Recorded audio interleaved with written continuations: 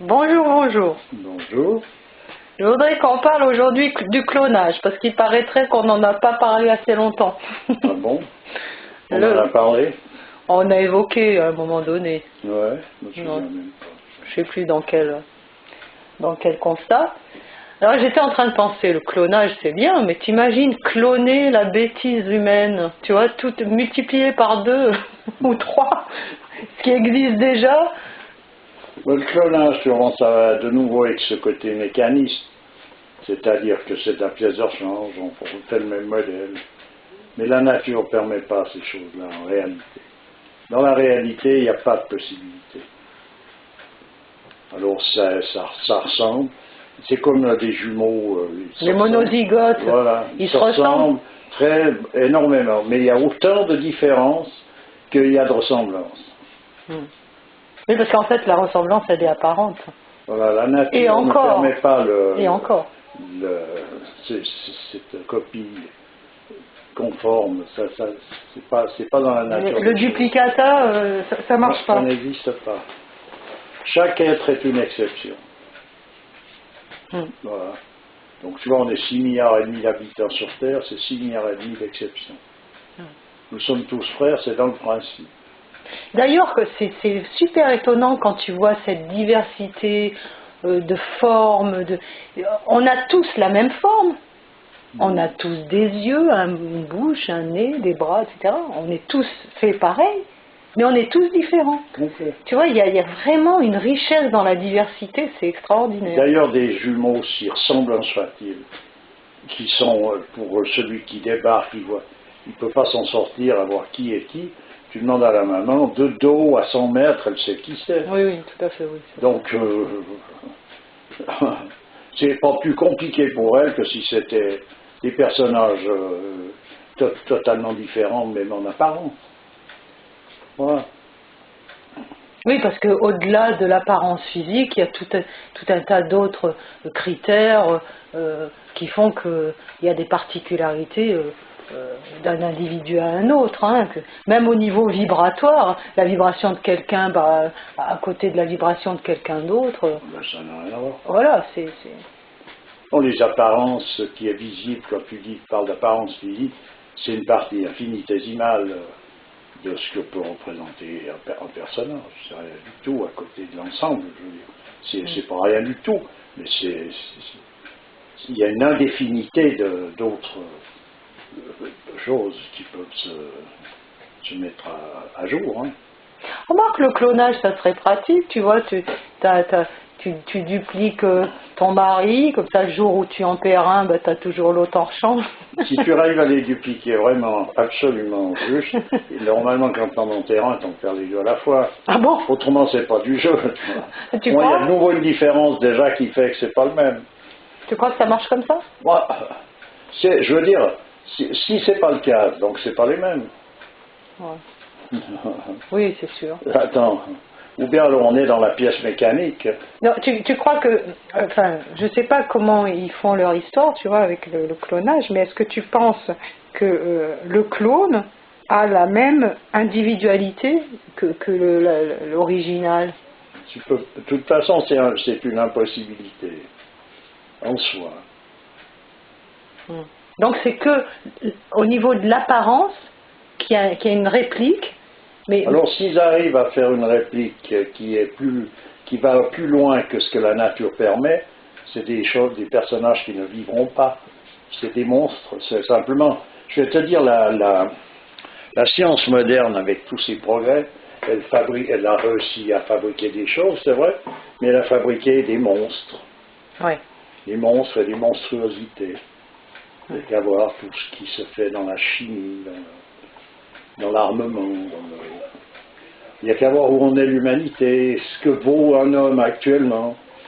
Non mais là, elle touche au vivant, tu vois. Ben oui, mais la science, là, touche au vivant. Bon, quand ils ont fabriqué des armes, c'est une chose. Ils touchent au vivant aussi. C'est-à-dire pour les faire mourir. Là, c'est une autre forme. Oui, c'est clair. Là, c'est une autre forme. Non, c'est pas possible. Parce que c'est justement, ils touchent à ce qu'il ne faudrait pas toucher. Donc en touchant à ce qu'il ne faut pas toucher, tu ne fais que de sombrer un peu plus ainsi que à chaque fois que tu en mets une nouvelle sur le tapis. Et il y a beaucoup de gens émerveillés par les progrès prétendus de la science, mais en réalité, si on regarde l'ensemble des choses, l'humanité ne va pas de mieux en mieux, c'est pas vrai. Ouais. Alors, qu'est-ce que ça signifie? Il y a un leurre à quelque part, et il serait bon quand même à un moment donné, jeter l'œil un peu plus loin que son bout du nez. Alors pourquoi ces apprentis sorciers, qu'est-ce qui les attire dans le fait de réaliser ces clonages? Qu'est-ce qu'il y a d'attractif là-dedans, quoi? Enfin, Ils veulent en venir où, tu penses? Je ne sais pas du tout, il faut leur demander à eux, ils en veulent venir nulle part. Ils sont en quelque sorte les jouets de toute, on pourrait dire, d'une entité qui les oblige à faire ce genre de truc. Oui, mais quel intérêt d'aller dupliquer? Ils veulent éliminer une partie de la planète, alors pourquoi ils veulent aussi parallèlement dupliquer? Ah, parce qu'après, à un moment donné, tu programmes le truc. Tu fais des personnages que tu as clés, tu vois, des personnages top, comme tu les veux, pour les faire fonctionner. Et à partir de là, quand on en a un qui va bien, ben, tu en fais plusieurs fois les mêmes. C'est comme en mécanique. Ils veulent faire des robots? Tu as une voiture qui est spacieuse, qui marche bien, qui roule bien, etc. Hop, on en sort une série. Ah oui, d'accord. Alors, Ouais, d'accord. c'est pas plus compliqué que ça. Puis après, tu as la belle nana canon, là, le canon top modèle. Bon, on va faire quelques milliers de ceux-là. Ça se vend bien. Hein.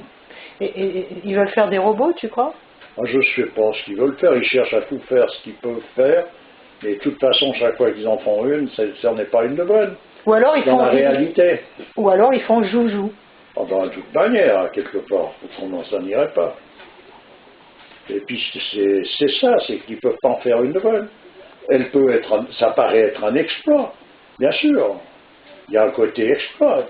Mais je veux dire, cet exploit, il est en train de caricaturer un peu plus ce qui était déjà, puis voilà, il n'y a rien de mieux. De toute manière, on sait que le diable, en fait, c'est la singerie de Dieu. Hein. Ouais. Le diable singe Dieu. Ben donc ouais. là, avec un clonage, on va singer la création de Dieu. Ouais, donc on voit d'où ça sort. Voilà, puis c'est gros comme une montagne, et puis je veux dire, il y a un côté grotesque.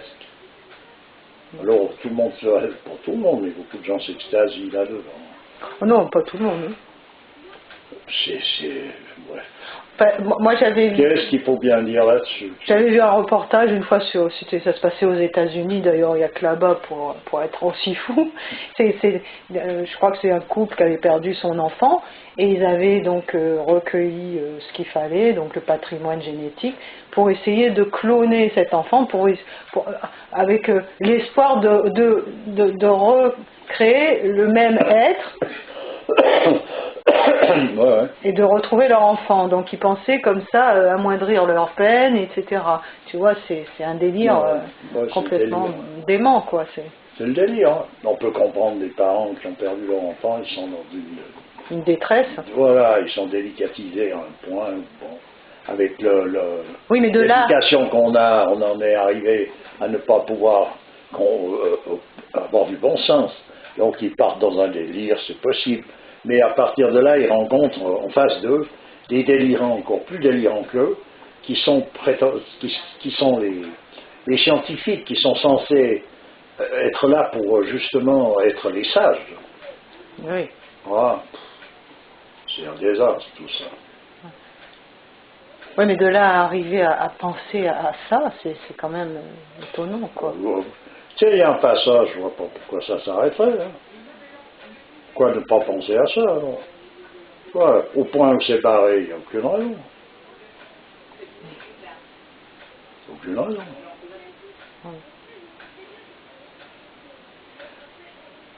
Il y a tu vois aussi tu vois dans les cultures l'OGM, tu vois tout ça.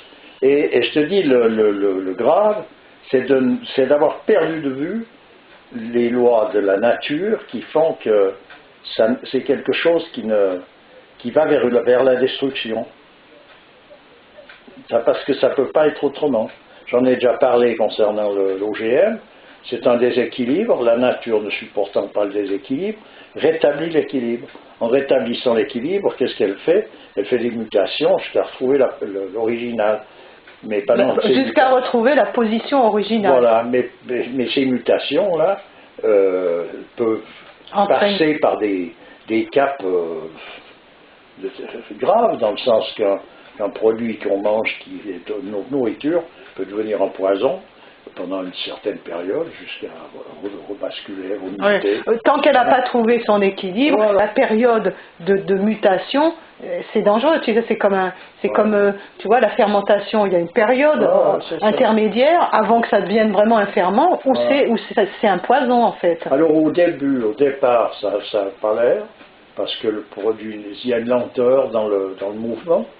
Mais tout d'un coup, il peut s'avérer, je te dis, comme ce maïs transgénique, il peut s'avérer dans 6 mois, dans une année, 2 ans, je ne sais pas, que ce produit devienne un produit, il ne faut pas même le toucher avec les mains. C'est une possibilité. C'est pas obligatoirement comme ça, mais c'est une possibilité. Oui, en fait, c'est des bombes à retardement. Voilà. Et il y a ces follow s'amusent avec ça. Et ils ont les moyens de faire joujou. Alors, quand tu mets dans les mains, c'est comme que tu peux regarder, il y a des enfants qui touchent à tout, puis qui touchent mal à tout. Et si ceux-là, tu les maîtrises pas. Tu les maîtrises pas, puis tu leur empêches pas de nuire, ils y vont, ils font même pas exprès. Ils peuvent pas faire autrement. Et là, on est dans les mains de ces lascars, là.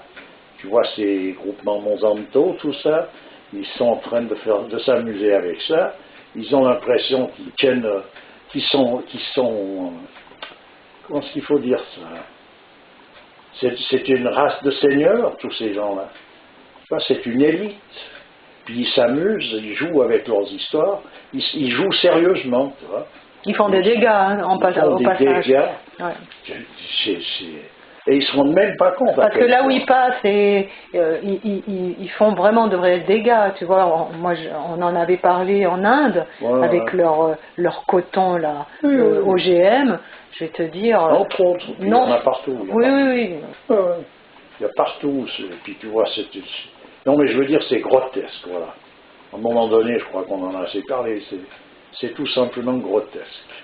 Et ils ne se rendent pas compte même il y a une partie qui leur échappe. Ils ont maîtrisé beaucoup de choses, ils prennent tout le monde pour des crétins, eux ils savent, mais à la réalité, ils en ont quand même oublié une ou deux sérieuses qui font qu'ils seront victimes comme les autres. Oui.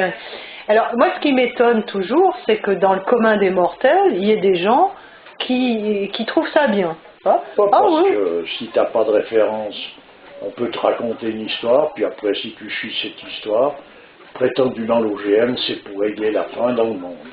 Ça permettra de donner à manger à tout le monde. C'est une plaisanterie, comme s'il y avait une volonté réelle de vouloir donner à manger à tout le monde, alors qu'on est en train de faire crever des gens. Ça c'est pour faire passer. Par milliers. Ça c'est pour faire passer la pilule. Voilà, alors qu'on jette de la nourriture. Qu'est-ce que c'est pour des histoires? Ouais, ça c'est. Mais qui c'est qui peut croire à d'autres? Voilà, mais qui c'est qui arrive à croire à ça? C'est ça, je comprends pas. Voilà. Mais pour le clonage, les défenseurs du clonage actuellement, je vois pas quels sont leurs arguments, tu vois. Mais c'est tous des arguments affectifs, sentimentaux. Tu vois, je veux te dire, comme l'histoire de la dame qui a perdu son petit. Alors on y en fabrique un, le même modèle. Ouais. Et voilà, donc elle le reconnaît, voilà, nouveau, ça. Je veux dire, c'est grotesque. Et ce côté grotesque qui vient du fait qu'il y a une perte totale de la connaissance de ce que représente la nature des choses, tout simplement. Voilà comment la nature est faite et pourquoi les choses ne peuvent pas être autrement que comme elles sont. C'est tout, il y a des règles fondamentales. Et quand on voit la nature, il y a une cohérence dans toute la manifestation. Si on touche le moindre truc, on crée des déséquilibres. C'est la confusion entre l'uniformité et l'uniformisation, par exemple. Tu vois un champ de fleurs il peut faire 100 hectares. Tu mets une seule variété de fleurs. Eh bien, il n'y en a pas deux identiques l'une de l'autre. Il n'y en a pas une, ouais. Mais par contre, l'ensemble, c'est une harmonie en soi. Ouais. Voilà.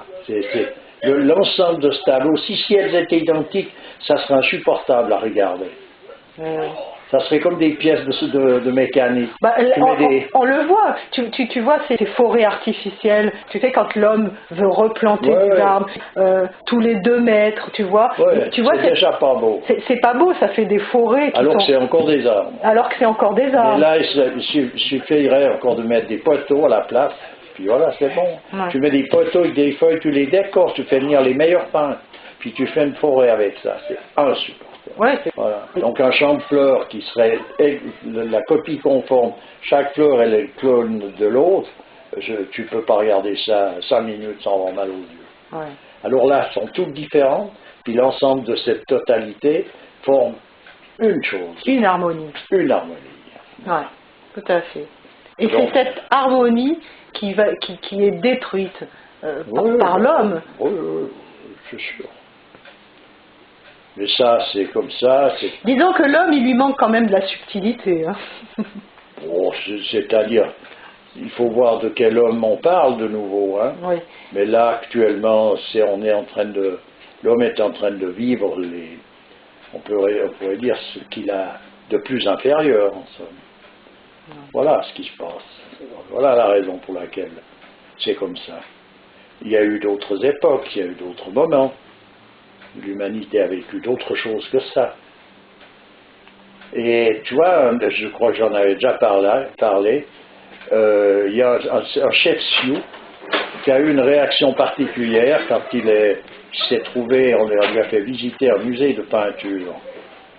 Un de ces chefs tu nous l'avais sorti une fois. Oui, je crois que je l'ai déjà dit, mais je vais la relire. C'est donc cela, s'écria-t-il, l'étrange sagesse de l'homme blanc. Il abat la forêt qui était debout depuis des siècles, avec fierté et grandeur, déchire le sein de notre mère la terre et gâte les cours d'eau limpides. Il défigure impitoyablement les peintures et monuments de Dieu. Et ensuite, barbouille une surface avec des couleurs et appelle cela un chef-d'œuvre. Voilà. Tout est dit. La messe est dite. Et ça, c'est l'expression spontanée d'un chef Sioux. Lui, voilà ce qu'il a vu d'office. Pourquoi? C'est que déjà, on parle des Indiens, on nous a gavés avec des films à l'américaine, mais en fait, les Indiens... Où on les montre comme des gens stupides. Oui, ou bien c'est un peu des représentations de cirque, mais les Peaux Rouges, c'était des peuples qui ont vécu le plus près possible qu'on puisse de la nature. D'ailleurs, ils n'ont laissé aucune trace. Ils vivaient dans des tentes, ils étaient nomades. Ils ne laissaient aucune trace sur Terre, ou des traces lumineuses au point de trace. C'est peut-être pas pour rien que M. Chouon a passé une partie de son existence avec eux à la fin de sa vie. Moi, c'est une des plus belles démonstrations de l'homme intégré dans la nature. C'est-à-dire, il est lui-même cette nature et il est dedans en harmonie avec. Bon, on parle du temps avant qu'il ne dégénère, malheureusement. Ah, mais tout dégénère, mais je veux dire, voilà ce que ça représentait. Et ce chef Sioux qui a dit ce que je viens de lire sur les peintures, c'en était un qui était encore dans cette attitude. Pour lui, c'est pas comparable. On va dire que le peintre qui peint quelque chose n'a pas une certaine habileté, ceci. Mais on parle de la sagesse, et on vient spammer devant un tableau qui a été torché par celui-ci ou celui-là, même si c'est un grand artiste. Quelle valeur est-ce que ça a à côté de l'artiste qui crée l'univers? Le grand artiste. Voilà. Quelle valeur est-ce que c'est un signifiant? Surtout s'il n'a pas été inspiré par justement cette puissance supérieure. Mais même s'il est inspiré, je veux dire, comment est-ce qu'on peut spammer devant une chose qui était... quand c'est le reflet quand même mais on ne peut pas être, dans ce cas-là, on ne peut pas être admiratif de l'œuvre de Dieu et de détruire la terre comme on l'a détruite. Ça c'est clair, oui. Donc c'est incompatible. Oui, tout à fait. Bon, on va rester là, je te remercie. De rien. Et à bientôt. Plaisir, oui. À bientôt. Au revoir. Au revoir.